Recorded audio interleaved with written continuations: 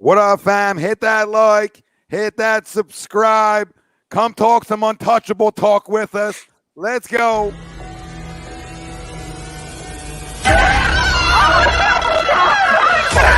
Let's go.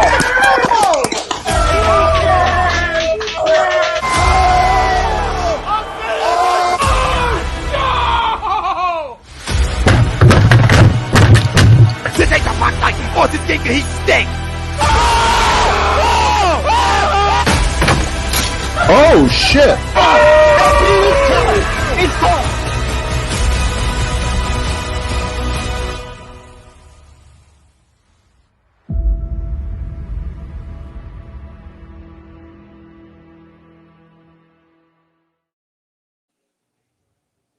Mannery here. You're listening to A2D Radio, real sports talk radio for the fans, by the fans, no agenda. These guys are the best in the business. Hashtag it. No notes.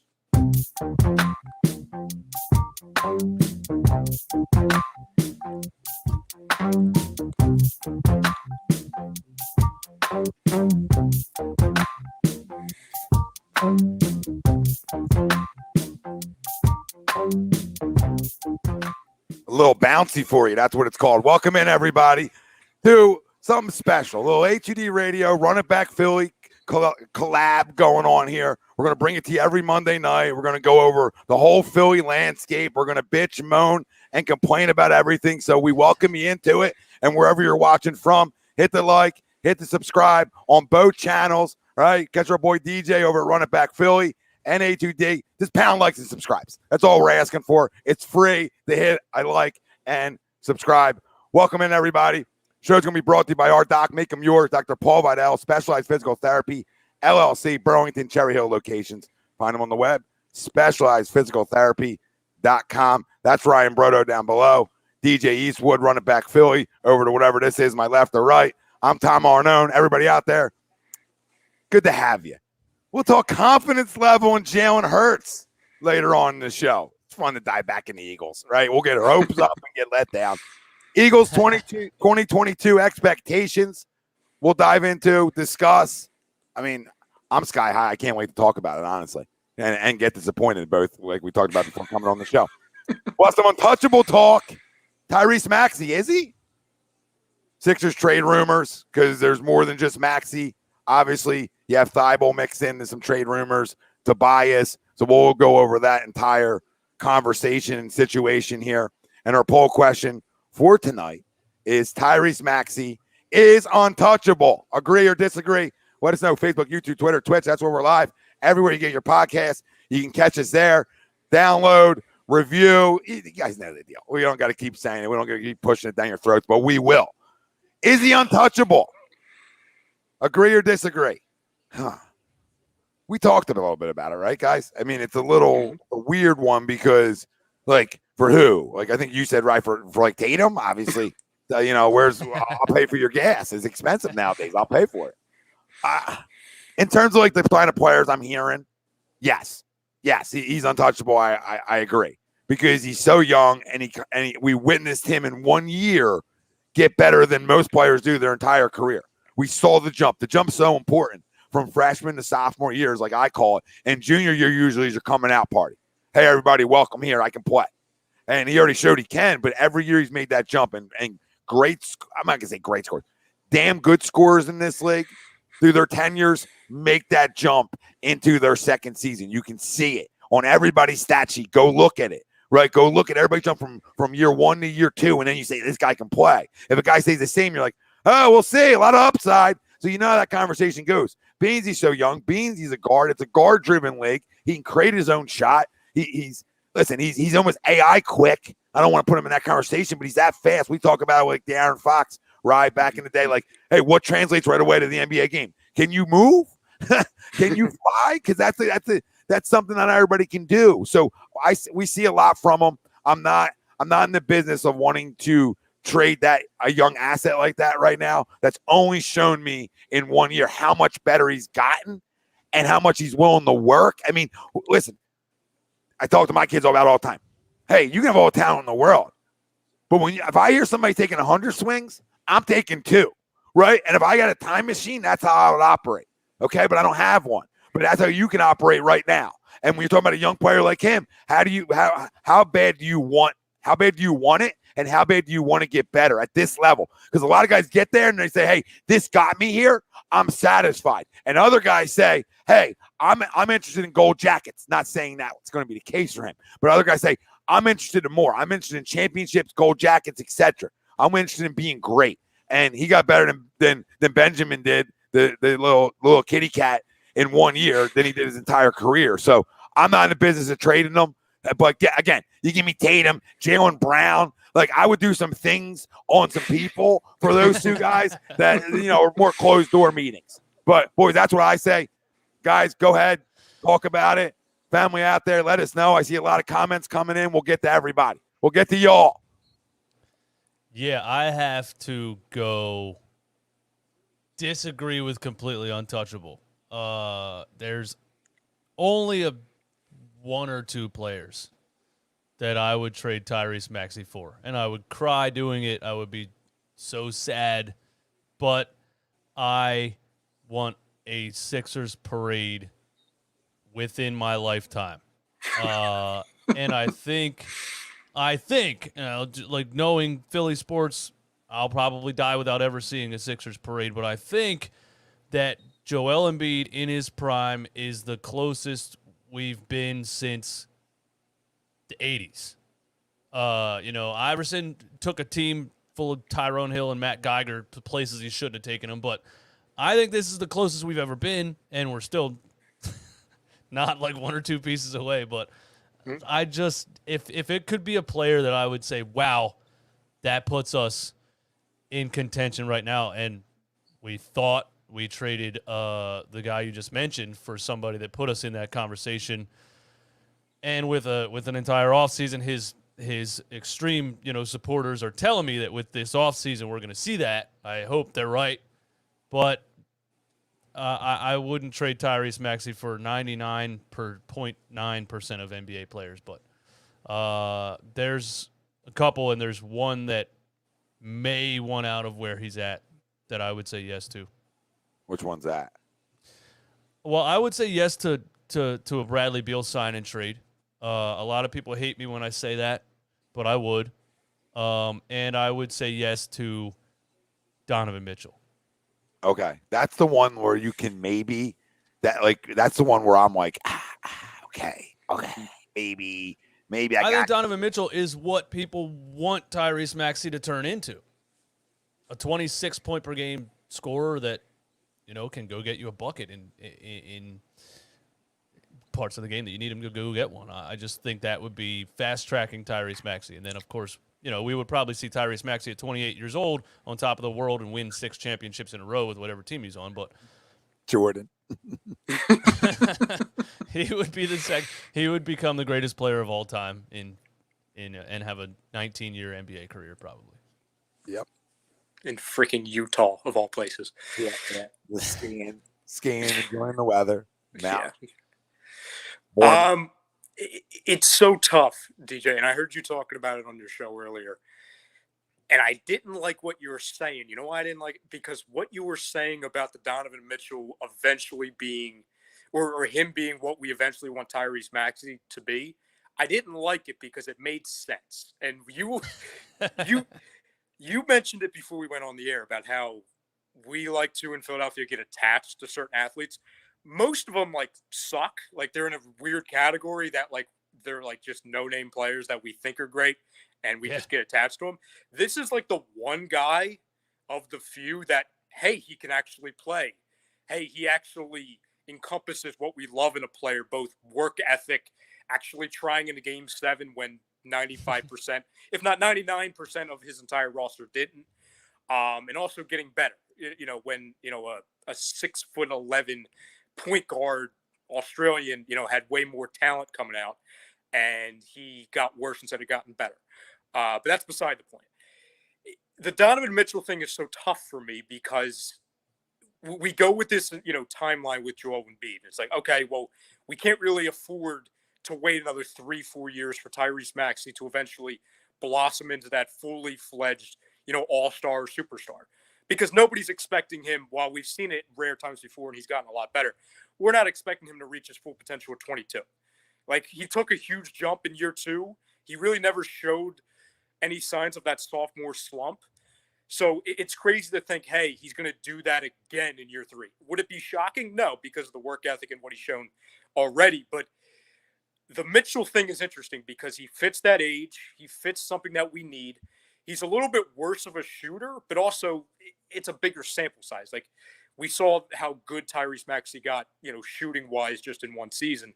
Now we can see, can he grow on it or just sustain it?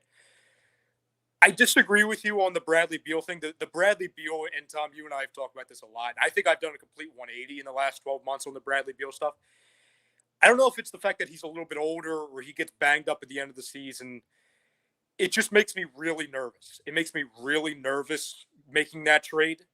And also, I just think I don't even know if he's available. I mean, he decides every other day whether or not, I want to leave. Oh, I want to stay.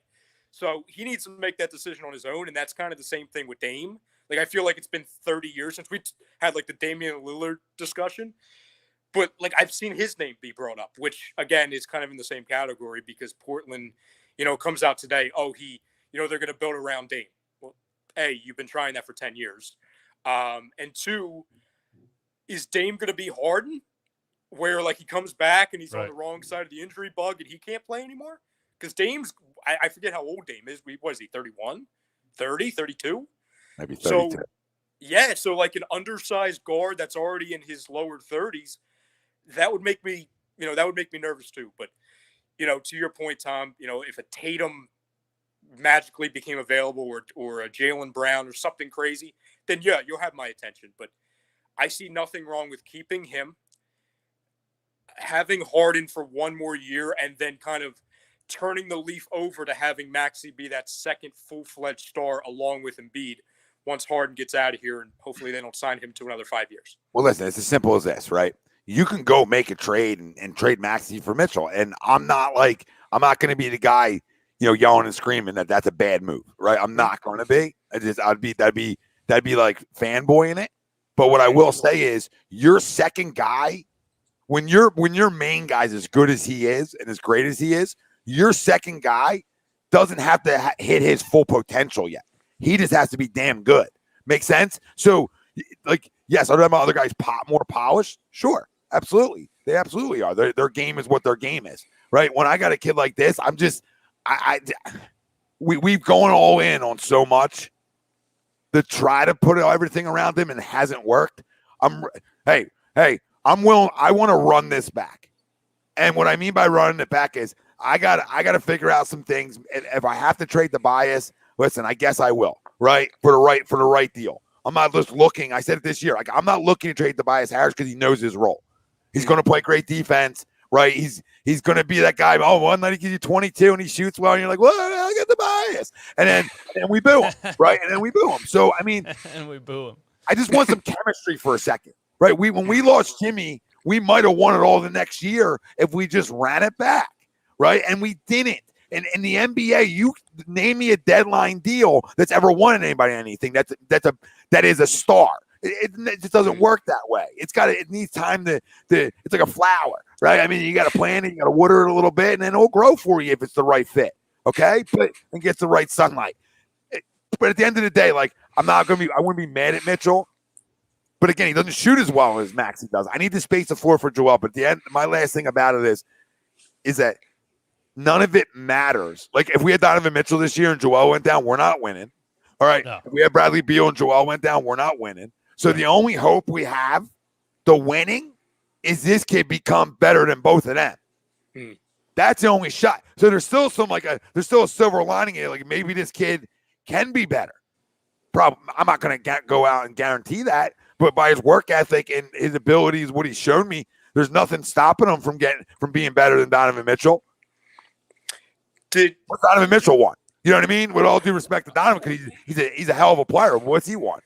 The Jazz are literally, correct me if I'm wrong, they're Sixers West, and that's what I was going to bring up also. And again, I don't know whose fault it is. Like, I think we've all been kind of in the same boat of our opinions of Rudy Gobert. Like, First off, if I'm Utah, unless Donovan is trying to pull like a Ben Simmons, where like he's never going to play in Utah ever again, I am not trying to trade Donovan Mitchell. I'm trying to trade Rudy Gobert. But like when you look at that entire Utah Jazz team, they had one of, at least on paper, one of the better rosters in the West the last handful of years. And they've gotten nowhere with it. So I look at them, I'm like, okay, well, clearly something's up with that. I'm not taking a piece of like the Warriors culture. And again, I'm not saying that has anything to do with Donovan. It's a whole team thing. It could be the coach. He could be, a Doc Rivers light. Who knows? I do want to point out this one thing, DJ. I don't know if you noticed this. Did Nick Sirianni us a second ago talking about the flowers, the blossoming, the fertilizer? Did you Nick Sirianni? Yeah. Give us a diagram. It's like a flower. It's a flower. Yep. Here's the soil. Yeah, I just didn't do rock, paper, scissors tonight yet. I'll do that. No. Pat, thanks for the super chat, brother. We appreciate it. He says, go collab stream. And we see a lot of people commenting in on the same stuff. Mark, what's up, brother? He said, this is lit. HED and Eastwood love it. I figured you guys would. I think I wouldn't be shocked at all if Tyrese Maxey. Yeah, he blew my mind in one offseason, like with being the third highest 3-point percentage in the entire NBA after shooting 29% last year, and I think 29% at Kentucky. And his work ethic is insane. And I've read everything about his childhood, his upbringing. He's just basketball 24/7. Like there's already pictures of him in the gym, and I'm like, all right, I'm ready for the pictures of James Harden, the guy that we need to be in the gym. But there's already pictures of him in the gym. His work ethic is insane. I wouldn't be totally shocked if he is a star next year at 22 years old, or very, very close to it. I feel like I want to give him more time, and I don't know if we have more time. But I would be like ecstatic either way, kind of. If it's one of those two guys, or if we keep Maxey, I'd be like, yay, either way. Obviously, having Maxey for the future is something you want also, because if this process turns out to be a big giant failure and nothing came of it at all, at least you still have Tyrese Maxey. So I totally understand why people don't want to do it that way either. A lot of this for me depends on what Mr. Harden looks like next season. Because with him not stepping up in these important playoff games this past offseason, you really needed that other guy. And I just think Tyrese Maxey in that role and in being as young as he is, he was just a little bit inconsistent. And he fed off the home crowd a lot. And then when he'd play in the away arenas, he would really get shy and timid and not take as many shots and not look as confident. So I love the kid, but yeah, man. And I also think Bradley Beal, playing in Washington his whole career, I just think that dude, if he's on a team with Embiid and Embiid's getting double teamed, triple teamed in the fourth quarter, Bradley Beal's dropping 40. I really feel like that. And I haven't seen a scorer like that in a Sixers uniform since 2001. So I would be happy either way, but Maxey's my guy though. Yeah, it's weird because like everything revolves around praying whoever you pray to for Joel Embiid's help.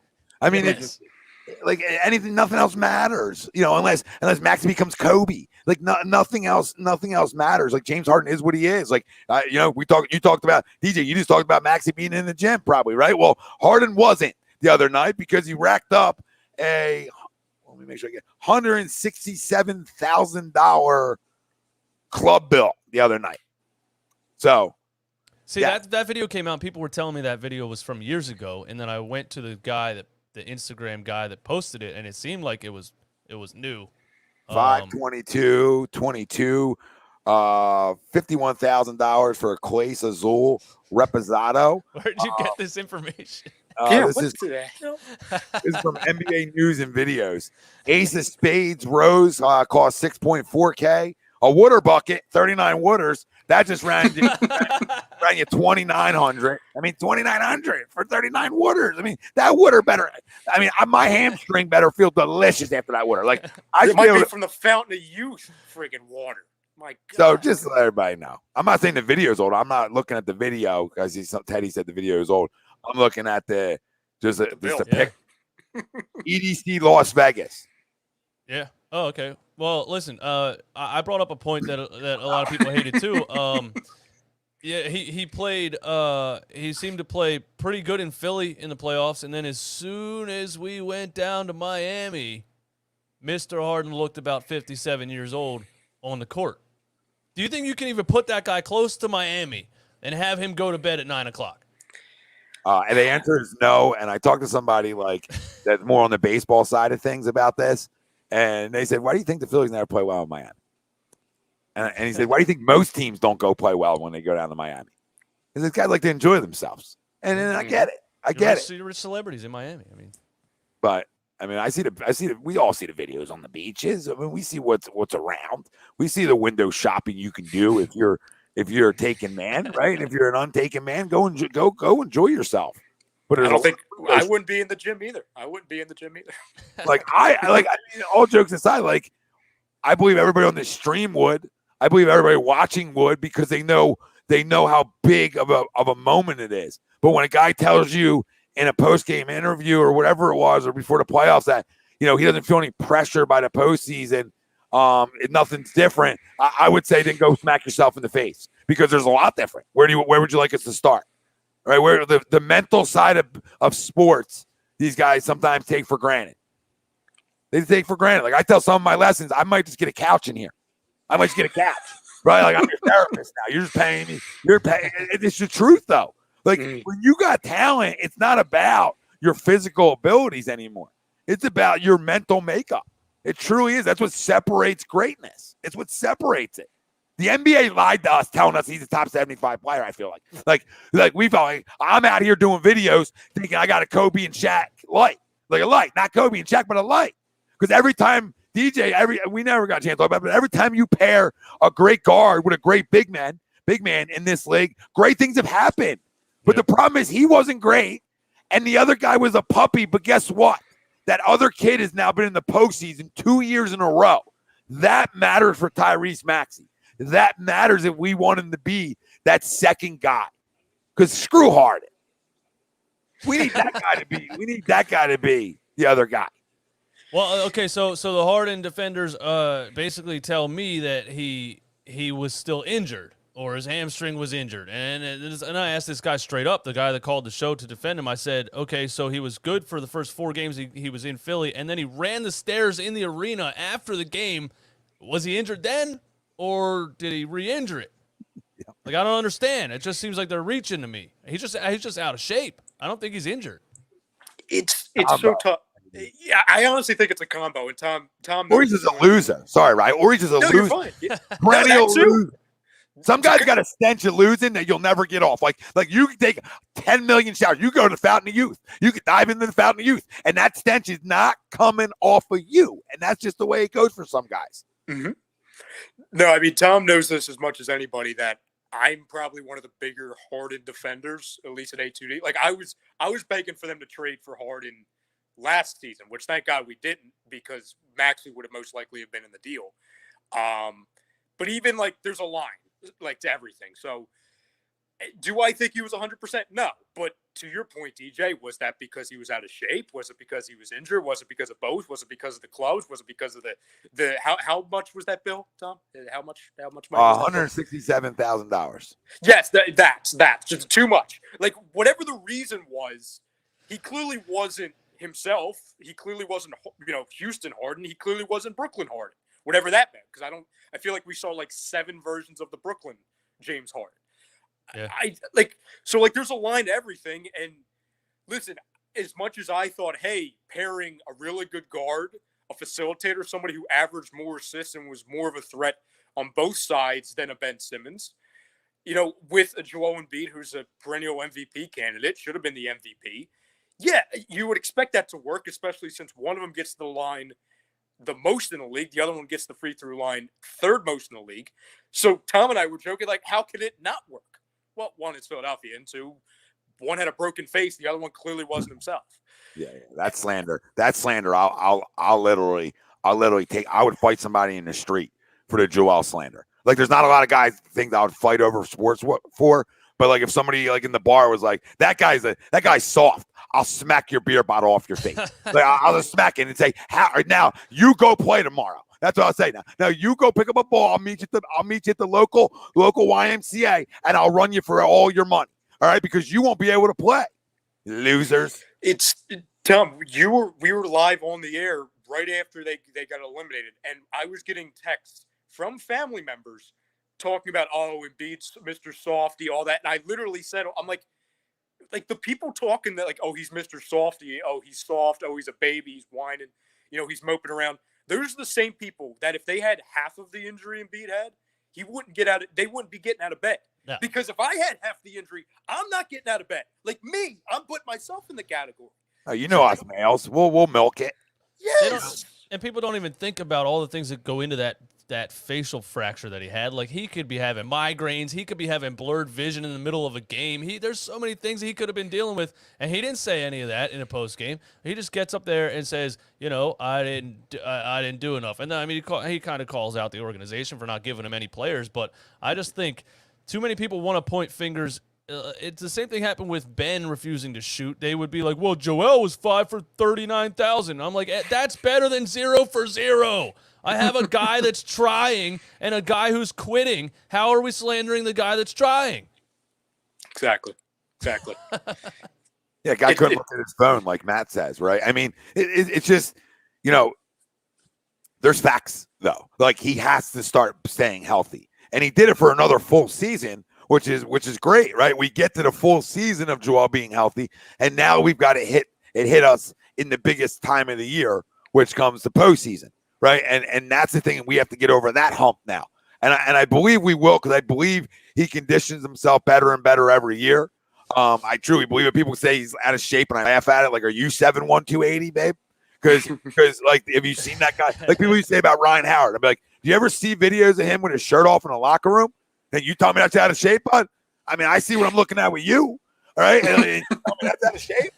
So I sort of laugh at that with players sometimes. Now, Harden's out of shape, all right? But, Joel, I mean, look at the tone, right? I know a guy works and fights lions if that tone is cut. And he's cut. 27.20. That's how long it took for the Lions comment to go. 27.20.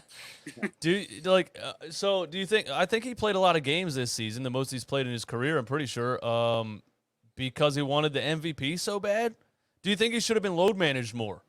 My guy Romp was like, I don't ever want to see Joel in another back-to-back because I just want to get to the playoffs and have 100% Joel Embiid. I don't care about the regular season. The NBA's already been exposed as far as the regular season goes. Nobody cares about, except for about 42 games, and the other teams really just load manage everybody the whole year. Go ahead, Ryan. In principle, it makes sense, right? Because in theory, the less games you play in the regular season, less chance you're going to get hurt. But I feel like we've seen that with Embiid, like in seasons where they've load managed or he hasn't played as many games. He just gets hurt in the playoffs anyway, whether it's gastroenteritis or a shoulder or a back or a knee or a face or everything and in between.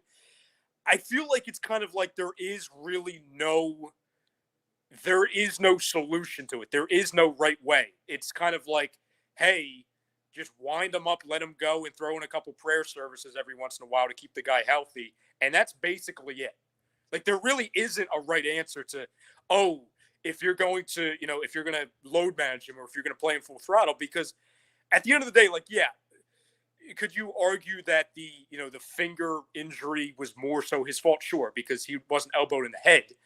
That didn't cause a finger injury. But the same thing is like, okay, if we would have load managed during the year, that's not going to keep Pascal Siakam from elbowing him in the face. Like, that just happened. True. So it's just one of those things. It's just a luck thing. And I hate siding on luck because I feel like that's a cop-out. But really, we just got to pray that this guy finally stays healthy and everything clicks. That's the only chance we have, and it sucks. Yeah, and I feel like he did, like somebody said he did play the most games. Our superhero said he did play the most games of his career, too, so to confirm that with us. But, see, like, that's the thing about the regular season. DJ, you're right. It, like, doesn't matter, right? It really doesn't matter what seed you are. Right, just get in and you can, and get ready to go. But my whole problem with that is the conditioning side and sometimes being stronger. Like, I don't need you playing 82, but I feel like I need you to play 70. So, okay, how can I work in those 12 to help him? Or, okay, you can miss 14 and play 68, right? Like, I think there's the numbers like I would like to be around. I think if you, like, we're not saying this, but if he was playing like 50 games, I got a little bit of a problem with that. That's a little too managed because, like, how good is he going to be in the postseason? Like, we watched him the first round versus Toronto, and that looked, honestly, like the best shape and the strongest legs I've seen from Joel in his career in the postseason. So, and that's with playing the most games. So some of that is like the endurance side of like a runner, because basketball players are essentially just like runners. I mean, your cardio needs to be great. So does it affect it playing like 50? Which, like, if it doesn't affect it, then I'm like, sign me up for 50 and keep the dogs off him a little bit. But then again, for him, he wants to play. Yeah, he's not going to agree to it, basically. Yeah. I remember that minutes restriction, like his first year, that minutes restriction when he was on the kicking the bench because he wasn't allowed to play in overtime. Yeah. Listen, we appreciate everybody tuning in, and wherever you're watching us at, hit the like and subscribe, and throw super chats in. We would love to be able to pay a bill like Harden for 167. So drop in the super chats, become a member on both channels, A2D and Run It Back Philly, and stay with us. Enjoy it because we'll be here every Monday night at 10, collabing with you. And the comments are flying. The people are loving it. So what do you guys want to see with James Harden? Because I think I heard Brian say, hopefully we don't give him a super max. Like, I want to know what you guys, Tom, you call him basically a loser, and I do also. I'm hoping that I see something different next year. Are you guys on that optimism, or are you like, no, screw James Harden completely, don't give him anything? No, I give him like whatever under a max is, so I still have slots open and money. Like, I got no problem giving the guy a 2 or 3 year deal. In terms of, like, I don't know what, the NBA numbers I'm not like locked into, but 20, 22 million a year, maybe. I don't know what the max would be for this year. I would have to look that up, but something like 8, 10 million under the max, but maybe a 4th year option team wise. That's big time money. Maybe so the way you can, whatever way you can work it out by giving him like 2 or 3, maybe 3 years, but not having the max money. I look, and I'm trying to keep. He's a loser, but I can't replace him, right? So I just got to hope he becomes a great facilitator, and can just have the threat of shooting, because at least he has that. I'm trying to keep it as realistic as possible because, Tom, I think we would all agree that, if we had any control of this and Daryl Morey wasn't like the Godfather, not the Godfather, but like the Godfather James Harden, like he's going to watch over his child. I think it's safe to say a majority of us would kind of wash our hands of it. Not that, Harden's washed or anything. I think, and we've talked about this before, Tom, what he is, even when he struggled, his floor right now is a good player. He's still a good player. You can still facilitate, do all that, but that's not worthy of a max contract or anything close to it, to your point, Tom. So, like, I try and mixture, like, what he's truly worth versus, what he would honestly take. So, like, the night we were eliminated, he talks about, hey, I'm going to be here, but I'm willing to take whatever's best for the team. Okay. Well, if I factor both of those things in, I kind of look at the Kyle Lowry deal. I believe that was 3 years, 90. That I would do in 5 seconds. Whether he would do it or not, I think that he wants more assurances in years. So then it goes to, is that 4 years, 110, 4 years, 115? Because then you're looking closer to the Al Horford contract as far as money in years. I'm not doing 5 years under any circumstance. I don't care what the money is. 5. I think 5. What? I mean, you should not be allowed to be an executive. Like, you should be like, what, you're a G League exec, bud. All right, we're gonna send you down. We're gonna demote you. I mean, if somebody in basketball gave that guy 5 years, wow. I mean, you must be the biggest dry jock in the country. Well, that's what the Supermax would entail, right? It would be a 5 year. Yeah. So like, so it would pay him $62 million when he's 37. You gotta check your pulse. Are you even breathing given that deal? Like, when you go, does everybody sign off on that? Like, I gotta believe if I'm in that room, I'm flipping out. I'll be like, I might get fired. Does anybody know basketball around here? Like, anybody? Does the guy sleep in a hyperbaric every day? like what? I doubt it. I got 10 strippers on top of him. Which isn't. I mean, the thing is, so he has a player option for $47 million. So he would have to agree to waive that and take a lesser contract. And the question is, does he enjoy spending $170,000 in a strip club, or does he want to win at basketball? And I just see his lifestyle, and I say he wants to spend $170,000 in a club. He's taking his $47 million. Yeah, it's tough because I know, like, I'm not like looking like Don was joking with Tom saying like he was lurking and checking out what Harden's doing. Like, I don't know every business plan that Harden has, but I know he has stuff outside of basketball, like with restaurants, and I'm sure one or two of them are strip clubs because, of course, that would be very on brand. But I think it would make most sense. And tell me if you guys would, if you would do it both as a, Sixers perspective and if you're Harden, if you're matching kind of that 3 years 90, 3 years 95, that first year, it could be more money. Like, say that first year you're getting paid 35, and then it kind of goes down every year a little bit as you get older. So it's like, hey, we're going to give you the most up front, and we're going to give you, say, for example, we'll help you in the back end with the fourth year, okay? We'll give you an option just because. But it's going to get less and less as you age, because as you age, there's going to be a point in 2 years where we have to now pay Maxey. So, like, it's just incentives. You make the contract work off incentives. He takes less money, and he has more built-in incentives that ownership pays. It's almost like the way you recruit in college football, right? Like, okay, you don't necessarily have to give a guy a max, but you can have great built-in incentives that are going to get that guy close to his money back, right? And then the other side of it, that these guys make so much money off endorsements. It's not just like, what's his shoe deal worth? Probably worth more than his contract will ever be. So for him to say before this year that he would, when he got traded here, right, that he brought it up about playing for less money. That was his words. Yes. It was towards the end of the year, not mine. So to me, he gives off the persona that he wants to win.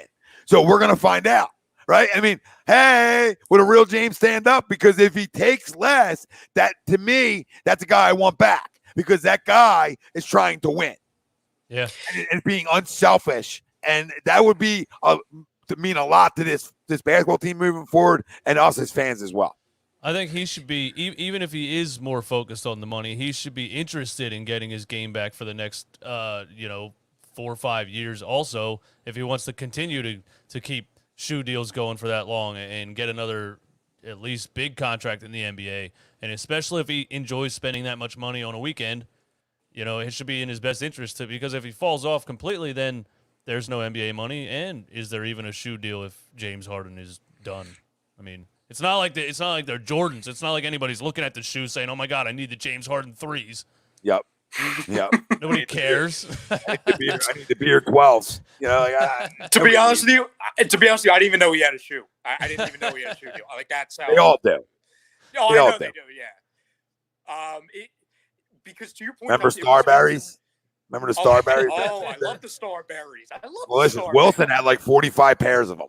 I mean, Wilson was like, they were $17, I think. They were delicious. Oh my goodness! It was like, enjoy yourself. I go buy a pair of AIs that cost me 120. I could buy 45 pairs of the Starberries. I remember going to the freaking the store across the street from the Defert Mall when I was like 7. Like, oh my God, I have to get the Starberries. Man, that's a blast from the past. Yeah, Jake said he signed a 13-year. I mean, look at it. I mean, a 13-year, $200 million deal with Adidas in 2015. So, I mean, money is not an issue for these guys. And I'm saying, like, I would get. You know what? You make it work for a guy, and this is going like off the deep end with it a little bit. But you give him 4 years. You give him 4 years, and you give him 25 a year. Right? Or you give him 22 a year, somewhere around there, and you give him the extra year. Like, you ain't going to make that. We know you ain't going to make that in your fourth anyway. So this is where we're going to tickle your balls for a minute. And that's how you make it work at the table.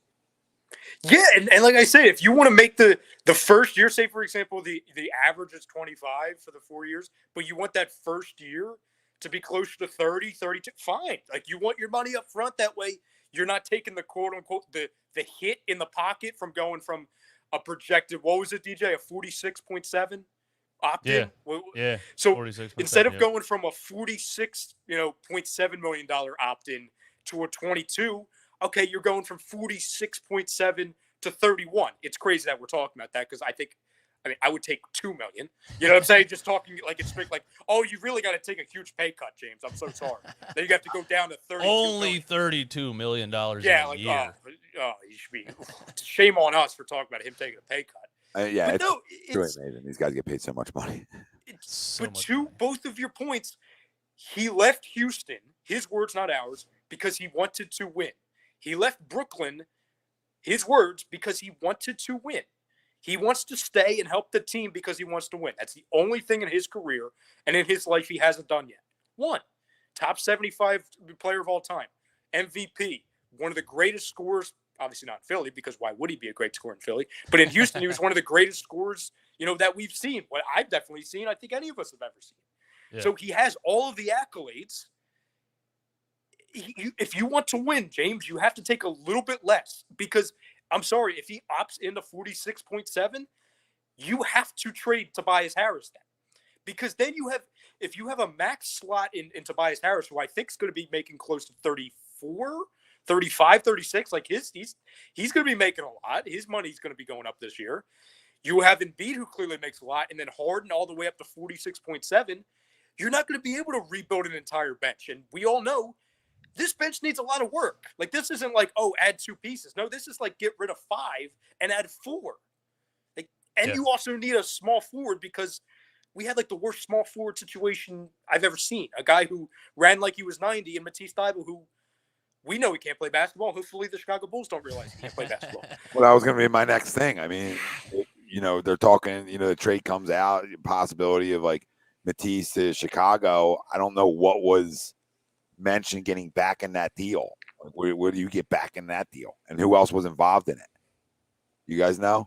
It was. Don't start. I was reading an article in the stream from a Chicago sports writer, and he was saying Kobe White, and he was saying I don't know what else he was saying. Maybe just draft compensation. He didn't name like Zach LaVine or anything like that from Mattise Thybulle. He was just saying that the Chicago's defense could take a major leap if they added to everybody That's Thybulle. adorable. Everybody That's adorable. around them. Watch them play with your eyeballs. I said, Watch them do play it with your right now. eyeballs, you analytical nerds. You analytical nerds. Watch them play with your eyeballs. Everybody runs past them. Everybody gets by. So Don't watch him play. No, don't watch him play. No, Trade No, for him you right don't. now. Don't ever. Do not pull up his highlight package, please. Like I I'll said, say he played 25. He played 25 minutes per game. He could get beat 100 times and not shoot and be a total negative on the offensive side and ruin the spacing and everything. As long as he got 2 blocks and 2 steals in that 25 minutes, he's a second-team All-NBA. So just stare at the stats and give us like things in return because we've seen it now. Listen. I'll stand on it. I'll stand up on top of this mountaintop, and I'll tell people all they want that White to me has always been better than LaVine. He just hasn't got the shot to be better. And if you were giving me Matisse, if I could get a scorer that I think he's capable of being for in the right situation, given time, and White, I think it's gigantic. Like either you bring Maxey or White off your bench as your 6th man, and now you're getting instant offense. Your bench just got that much better. So now when you go on the road where benches really matter, all right, now you're walking into 15-20. So if I had a combo of White and Shake off my bench, I'm feeling really good about my guard play, the ability to score the basketball off my bench. I don't care what else you run out there. I mean, you can just run out guys, just run up and down the court because my guards can score enough. And that right there makes you a better basketball team immediately. Listen, I'll walk Matisse to Chicago in the winter for that deal. It's the only other name I could think of that would be, that wouldn't be a flashy move with Chicago. I know Patrick Williams has been floated out there because they tried attaching him in a deal to get Jeremy Grant from the Detroit Pistons at the deadline last year. Now, granted, I think Patrick Williams, correct me if I'm wrong, I think he was the 4th overall pick a few years ago. So, they would really have to be down on him, but I know they've been willing to attach him to different moves. And clearly, listen, their GM was apparently, huge in him coming to the Sixers, Mattise Thybulle, that is. Kobe White, I would take it 5 seconds for Mattise Thybulle. There's a lot of things I would take for Mattise Thybulle that are way less of players than Kobe White. Because, like we said, I just don't think Mattise Thybulle was very good. He's gotten worse on offense. I think he's gotten worse on defense, which I think people were finally kind of catching up to. That, yeah, he might have a couple deflections or a steal or a block, but he'll also have 3 quick fouls because he can't keep anybody in front of him, and he's literally reaching in every time. So, like that headline that you read earlier, DJ, like, oh, the Chicago Bulls defense is going to get instantly better. First off, that's adorable. Two, no, the headline should say it's not going to get any better. You're going to be thinking it should get better because, oh my God, you're adding a second team all defensive player. But really what's going to happen is your offense is going to get way worse. You're going to be in worse foul trouble. And you think you have spacing issues now? Give it 6 months. You'll be begging to come back to what you had this season. That's what the headline should be. And when I was grinning what you said when you brought up LaVine, Tom, the only way, and listen, you know I'm a LaVine guy. I don't pull the trigger on that. Like I'm good on the LaVine stuff, which I know is probably shocking for you to hear, because it would be Tobias, it would be Thybulle, and it would probably be a pick. And listen, on paper, what he gives you as a scorer, sure, but what is he playing the 3? Like, because I'm not bringing in LaVine to have Tyrese come off the bench. Why not? I'm gonna play devil's advocate with you right now. Why not? Because now you're benching. Now he's 6th man of the year. Fair, yeah, he would play the Tyler Hero role. It makes it deep. Yeah, less pressure on him too to just come out and do your thing and not really be, hey, you have to go out there and facilitate. You have to do this. You have to do that. DJ, I hate LaVine. So I mean, I'm shocked that you're on this side, Tom. Well, no, I'm not even on the side. I'm making the point to the other guard, like whatever guard it would be, right? Like for Tobias, like if it's Beal or whatever, name a guard, right? That okay, that instantly makes your bench what we need it to be, where you got a guy to come off your bench and drop 20. So, or maybe you can come off your bench a couple of nights and maybe drop 25, 30. It gives you that instant offense, and it gives you more scoring offensively. So it's like sort of what direction do you want to go? Like LaVine's not nowhere near good of a defender is Tobias Harris. Nowhere, not even close. I think he's a perennial loser, to be honest with you. He can score the basketball, I get it. Sometimes he's a volume guy at times. I don't know. He's like weird to me. He's weird to me. Every time we play him, he stinks. So like I get that stench that he's a loser, and that's why I've always been a sort of a hater on him. And the same thing a little bit with Beal too, because I know he hasn't had a lot, but once you get those years and years of losing in your DNA, it's hard to change it. It's tough because what we saw of LaVine last season, I don't think was truly him because he was playing with a knee injury. So the legal team. I feel like there was a legal team. I feel like the legal team jumped in. You know what I mean? I felt like that was like the Harden legal team. Like, look at that. Well, see, now I'm coming back around. Reverting. So like, because the biggest thing that I was critical of him with this year was that he shot them out of a ton of games, mostly against the Sixers. You know, he couldn't make anything. But then I realized, okay, well, he really couldn't use that athleticism, and he kind of just had to be that stand-up three-point shooter because of the knee. And 40 boy, I saw your chat. I'm not saying that Thybulle was Jeremy Grant. I'm saying that they tried trading for Jeremy Grant last year. That's the only reason why I brought up Jeremy Grant. Now, if I ever compared the two, kick me off the show 20 minutes ago, please. Yeah, like no, 40 boy, appreciate it too. Appreciate but thank it. you for chiming in. No, he's not Jeremy Grant, nor will he ever be Jeremy Grant. So do you guys got anything Sixers, or you guys want to like shift over to the Birds a little bit? What do you guys want to do here? I want to first, I think, are you guys assuming that we're definitely bringing back Tobias Harris? Because I think that's a major piece in this offseason that he's gonna be out of here. Because I just think the money doesn't add up to what is his performance. He's a 17-point per game player making LeBron James money. I'm just saying, if he has any trade value at all and you can get somebody else to take that contract, I think you have to do it. I like Tobias Harris as a third or fourth option, but if you're paying that much money for a third or fourth option, does it really make sense? You know, you're 100% spot on, DJ. And Kane, I can't believe I'm saying this. I can't believe I'm saying I do that deal. I have to. I have to. There's reasons why I have to. I don't have to like it. I don't like James Harden. I've yelled and screamed about him. I wouldn't trade the loser Ben for him last trade deadline because I felt like the one guy was definitely a loser. I was unsure about the other guy. I felt like he was. But I wasn't. I was with it too. He was a little younger, and I'm like, I know this other guy's a loser. So that's why I was out on that deal. But like, this is where I'll come around to things. If it's the benefit, I think it can make my team better. And Levine paired up with Harden and Maxey off your bench makes you better. So now who's my 4? Right. There's other question marks, obviously, starting wise, but there are things you might be able to do. And then if Harden takes less money. So now you're all in to win. And I think Joel would like to play with Levine. I feel like they seem to have a decent relationship, at least after games, little things like that I see. But I mean, that's a deal I think I have to make. Like I think I'm forced to.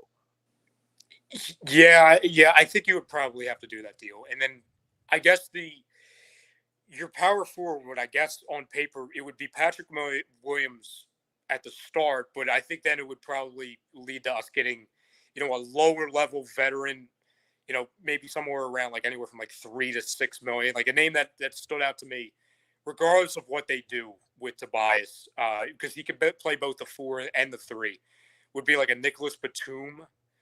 From the Clippers, I believe he's either restricted or he's flat out unrestricted this offseason. And he was getting paid like $3 million this year. So like a name like that would make sense after you made a move like that, Tom, in the comments. But it's tough because and you get younger too with Williams. Not that Thybulle's not young, but I feel like with Levine's younger than Tobias, right? I think he's 28, I want to say, Levine.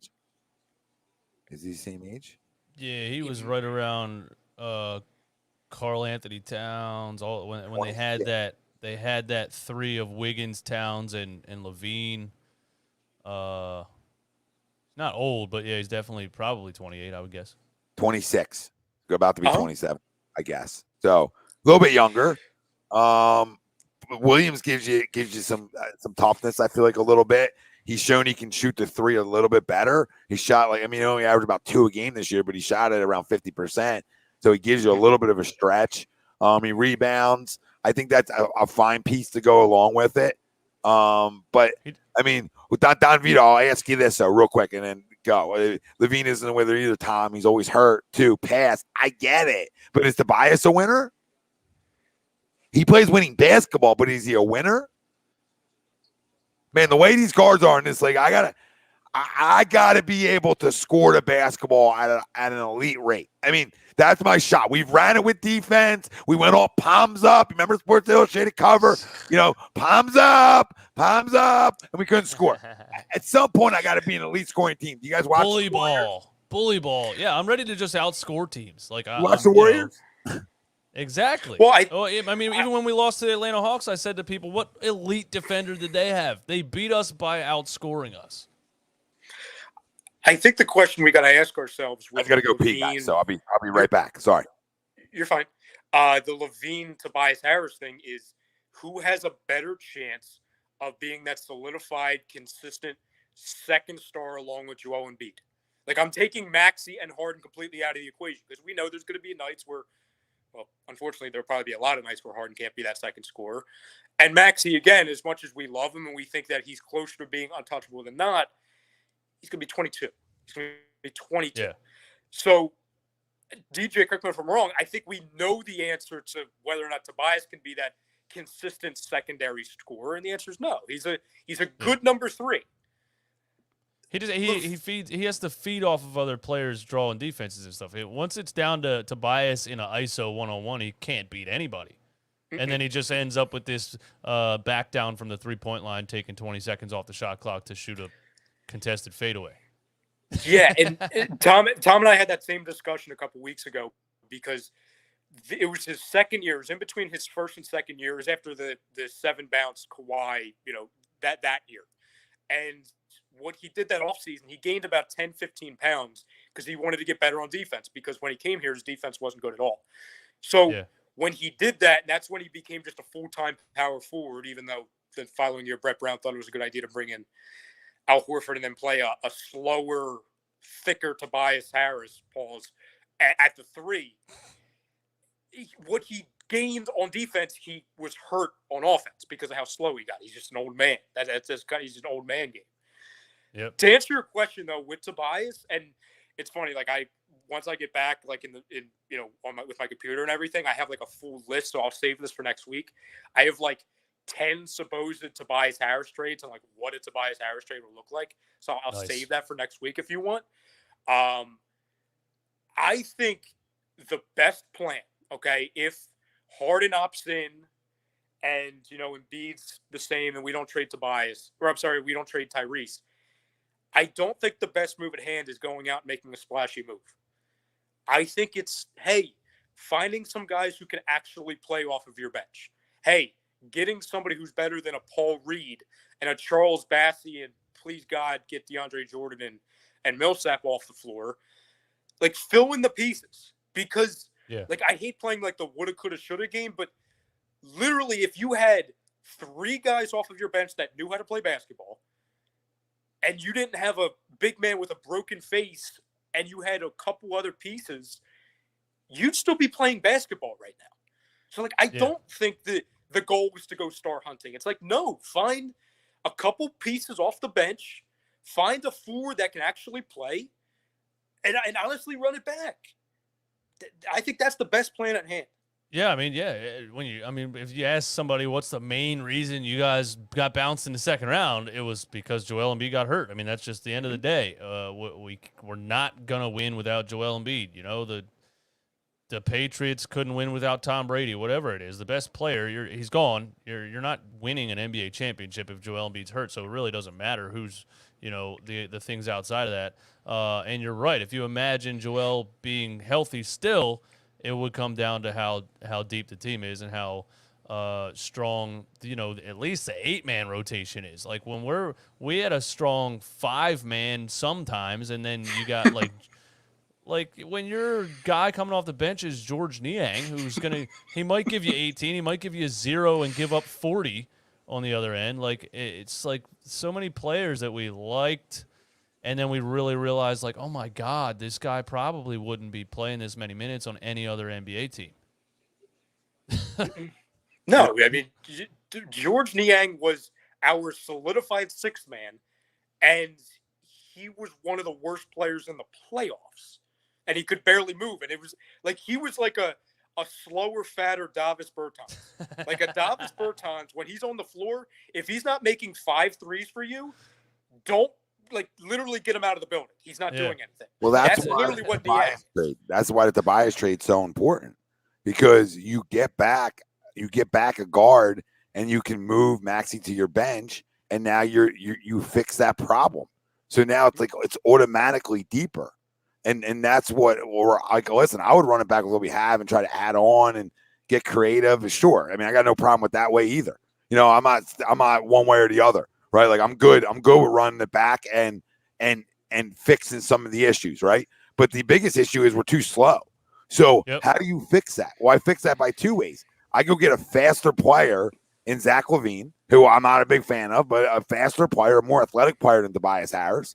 And now I move my fastest guy off my pine, which the fastest guy off my pine is always going to equal instant offense, because I got guys that ain't even stretched out yet coming and playing versus him, right? I got guys just ripped the warm-ups off. So I mean, it's always gonna play better. So that's the biggest way to get your bench better, like just on the surface, a quick fix, right? That's a quick fix. And there's other ways that are longer fixes, like you're talking about, that hey, you got to get creative this offseason, and you got to really hit the market for the right fits and some more athletic players, because that's what it comes down to. We weren't athletic enough, and Joel Embiid was hurt. It's as simple as that. Joel Embiid being hurt's the number one reason, like DJ said. Yeah, you were bottom of the barrel into 2 categories that scream athleticism: rebounding and transition defense. They were like the worst in the league at both of those, or second to last or third to last. And it's like that's pretty obvious, because you got Danny Green, George Niang, like Furkan Korkmaz for 4 straight months. The guy couldn't hit the broadside of a barn, and he still got every minute off the bench until I guess Doc got berated enough to stop playing him. I don't know.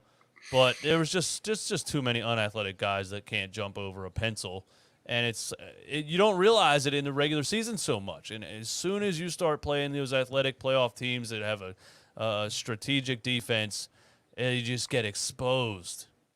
We got exposed really badly, really quickly. Yeah. 40 boy. I mean, yeah, I still don't know if I like him. I'm just thinking. Thanks for a super chat again, brother. Keep them coming, family. Kind of a stat. It's hard to judge Levine. It's like, is he a stat patter or is he a really good player? Because you're like, he's played on bad teams. He puts up numbers, but do the numbers matter that much when it really comes down to it? Because you saw games with the Bulls where it looked like he was kind of just taking shots away from DeMar DeRozan at times. Where, and it's like, does he fit next to him? Maybe the Bulls feel like he doesn't fit entirely, and we need to upgrade our defense. And maybe in a perfect world, they say, hey, we'll take Thybulle and Tobias. You can have this guy. I would do that trade, but yeah, I don't know about Levine. It's hard to judge him really. Yeah, it's like, would he be? You would think he would be better alongside Embiid, and it would kind of take the pressure off of him from like, okay, when he was with the Wolves and when he was obviously with Chicago, he's had to at times, feel the need to shoot them out of games. That's when they've gotten in that situation. You would think just on the surface he doesn't need to do that with an Embiid team and with a Harden team. Like, that's the thing. Harden would still be here. Maxey would still be here. So it's like, you have other guys where, listen, if you don't have it tonight, Zach, okay, stop shooting. Stop shooting. Like, that's the problem when, like, Tom, you and I have talked about this so many times where it's hard to judge guys on bad teams because they have to shoot. They have to score because there's nobody else. Their scores would be in the 50s if they weren't just constantly shooting. The Michael Carter Williams effect. Yes. Right? It's the effect of like a guy that like somebody's going to score on a bad team. So are they really good if they're not winning? And that's been my biggest criticism for Levine for years is like, dude, they don't make the playoffs and people are telling me this guy's a great player. Like, I don't care about you averaging 27 a game. If your team can't make a postseason when eight teams get in, are you good enough? Like, are you good enough when like one player should be able to get you in the dance? So are you just a loser? So I mean, there's probably better names out there for Tobias that maybe you could do. And listen, we'll have plenty of time to discuss that as it continues to move forward. And if you bring it back, then again, you have to get really creative with not only your bench, but the athleticism side that we're talking about it. I mean, you got to go fix the holes.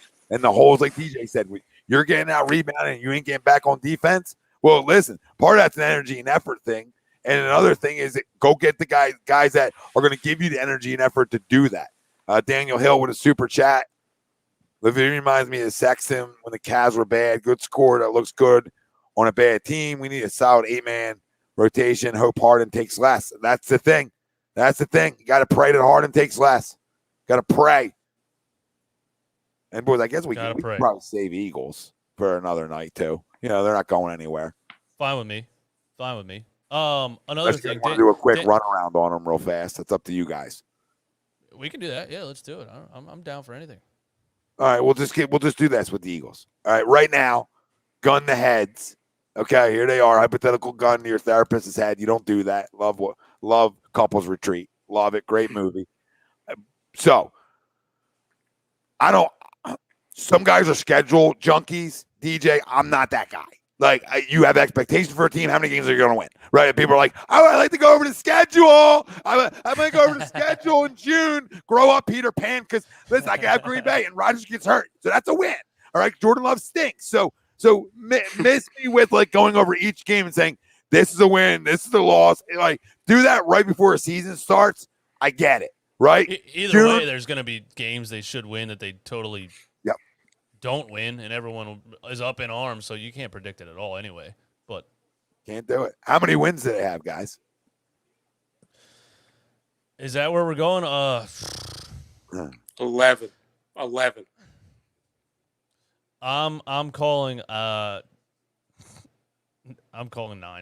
I knew you were going to say that. I knew it. Because I think we upgraded things and everyone's going to get very overly excited. And, Tom, you might be overly excited in my opinion. I don't know. I haven't heard your takes, actually, on what the Eagles look like this year after what they've done so far. But I just don't see them.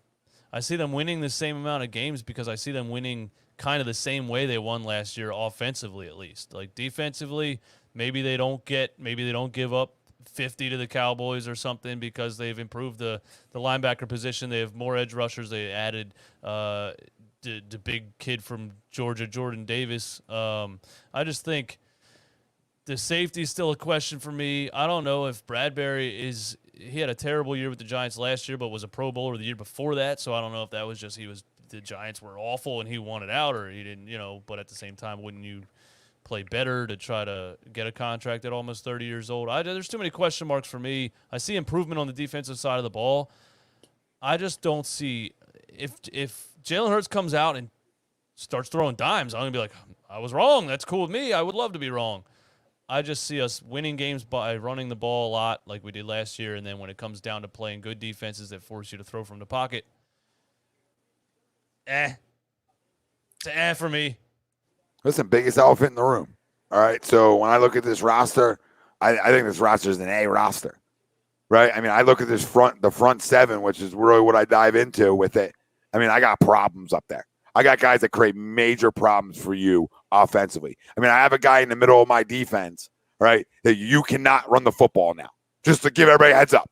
Good luck running the football in the middle of our defense. Not going to happen. So I'm going to make you one-dimensional. You're going to have to run outside. I got linebackers now that can move. Kaiser White can move, and we already know our boy can move. All right, because Nakobe Dean is a smart football player, an athletic football player, and the biggest steal of the NFL draft, by the way. Right? There's certain guys this is going out on a limb. The biggest steal of the NFL draft. And he gets to play behind his boy, too. Haason Reddick is a problem. We already know that, listen, Fletch was down last year, but right, Fletch and Hargrave are still really good football players. The upgraded linebackers, the ability to have a guy that can actually play in Bradberry next to Slay. It almost gives you a little bit of a Steven Nelson maybe upgrade, hopefully. So, I mean, I don't want to pick the same number, but no, I'll go down to 10 because I'll just go down to 10 because I'm more comfortable with 10. So you can stay at 11. Yeah, I'm 11 and I'm a potential 12 if he can throw the football. Like you could be talking 12, 13 if he can throw the football. I'm at 11 without him being able to throw the football. Okay, that makes sense. That makes sense. It does make sense. I mean, I undershoot him ever since Thanks. Like watching the Eagles my whole life, I guess I just grew to undershoot them in the offseason. Like I'm gonna go with this, so I'm not let down. So I was at 5 last year, and they got 9. So I can only be happy about it. I can't be let down. That is true. That's a great mindset to have. Yeah, I'm gonna retract my 11 and go down to 10. It's funny. As soon as I said 11 out loud, like I thought to myself, I'm like, did I just really say 11? Because I don't remember the last time I predicted 11 wins for the Eagles. So I'll just go 10. There's a ton of positives, right? And I agree with all of them. And the one thing with Bradberry, DJ, with the Giants, and I'll have to double check this, but I know the reason why he was out. He wanted out and he didn't have a good year. It's because either they played zone and he more fits what the Eagles do. I don't know if it was exactly zone, but the most layman terms possible.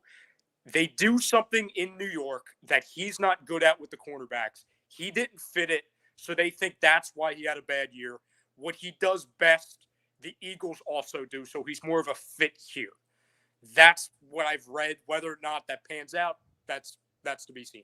I just look at it on the surface that we made a similar move last offseason where we made like a veteran, second cornerback move, and that was with Steven Nelson. I think it would be safe to say he's better than Steven Nelson.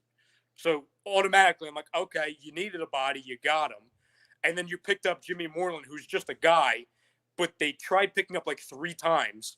And now you add him behind that for more depth. So now you may never need to see like a Zach McPherson, whatever his freaking name is.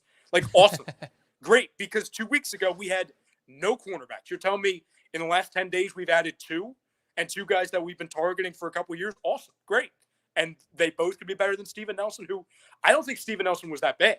Like, if you would have told me at the beginning of the offseason, oh, Nelson's going to come back on a similar deal to play cornerback too, I wouldn't be thrilled, but I wouldn't be throwing things to the TV. I'd be like, okay, fine.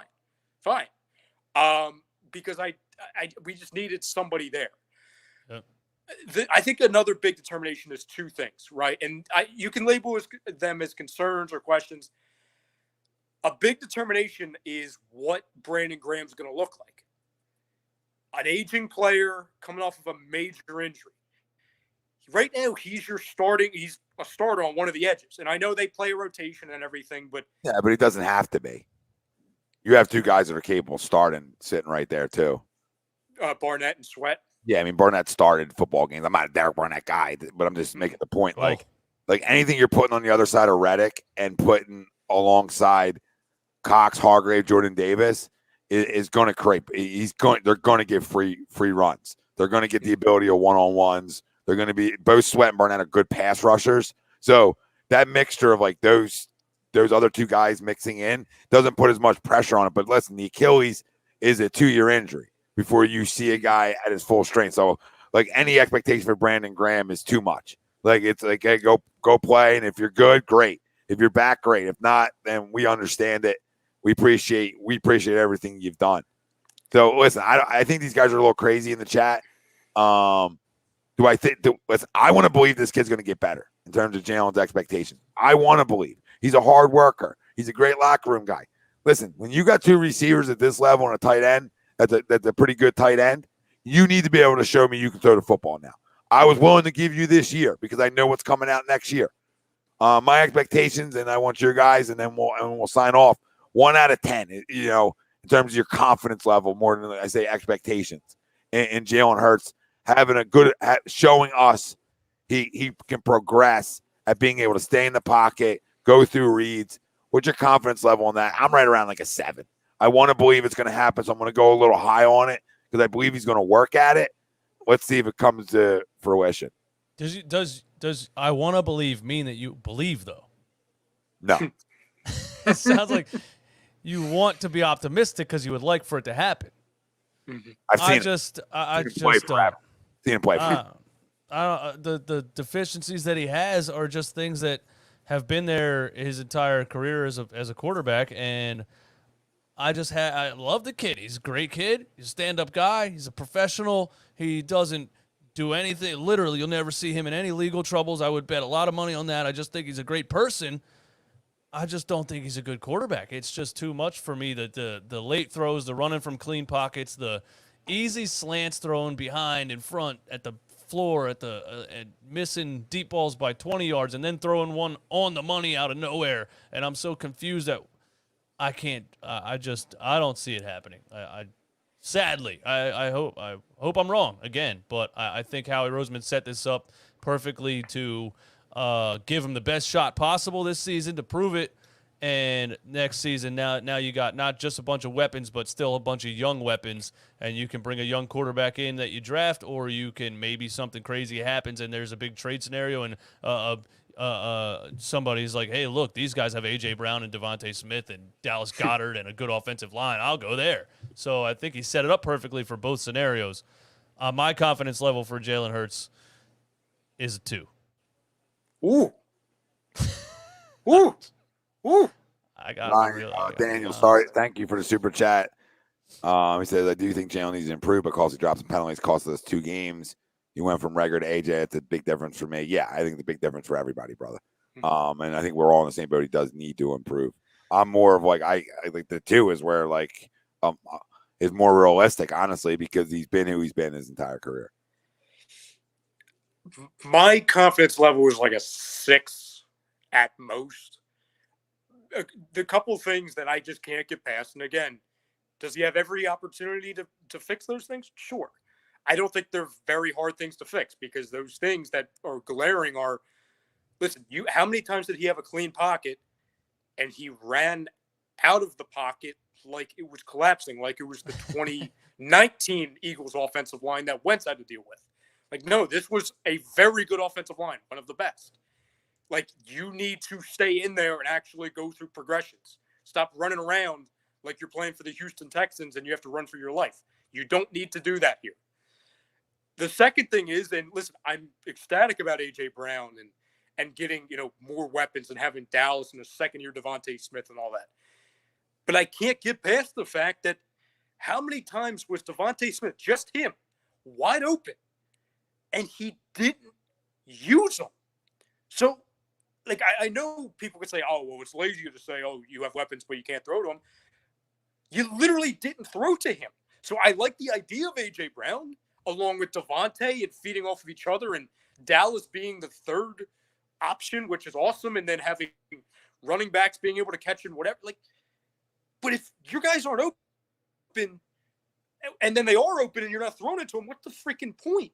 So as far as an expectation, honestly, if you can get him to around, anywhere from 15 to 20th best quarterback in the NFL, I even feel like I'm being hot with 50. Anywhere in that 17 overall quarterback range, and your defense is as advertised and nothing crazy happens, I think you're going to be in a really good spot to win this division. It's not like we're asking him to go out and be an MVP. No, use your weapons and don't turn the football over. Literally, we're asking you to be a game manager, which is extremely light expectations, especially in a city like this. So I'm going in with very manageable expectations. He just has to show me that he's going to be able to do the easy stuff. Well, I think the expectations are higher for him. I mean, he's got to show he's a franchise quarterback with all this talent around him, so they don't go draft one the next year, which would happen if he shows he's not the franchise quarterback. His issues have been the same issue since college. He's been a one-look and go guy.